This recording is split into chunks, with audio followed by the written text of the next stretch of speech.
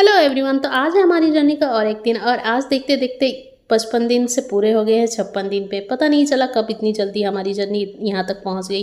लेकिन ये कोई एक दिन की या 60 दिन की तो जर्नी है नहीं, इसमें बहुत ज़्यादा टाइम भी लगता है। यह जर्नी ख़त्म होने के बाद मैं फिर से और एक नई जर्नी शुरू करने वाली हूँ। मैं स्लोली स्लोली अपना वेट कम कर रही हूँ। इतनी हड़बड़ी में वेट कम मुझसे तो नहीं होगा, तो आज घर के अंदर ही मैं वर्कआउट कर रही हूँ क्योंकि बाहर जाना पॉसिबल नहीं है। बाहर थोड़ी सी बारिश हो रही है और रूम पूरी तरह से गंदा हो चुका है, इसीलिए वर्कआउट करने की भी जगह नहीं है क्योंकि चारों तरफ सिर्फ सामान ही सामान बिखरा हुआ है। वर्कआउट मेरा कंप्लीट हो चुका है और चूहों ने हमारे घर में आतंक मचा रखा है। ये मेरी अलमारी है जिसका पीछे साइड वो कट चुका है।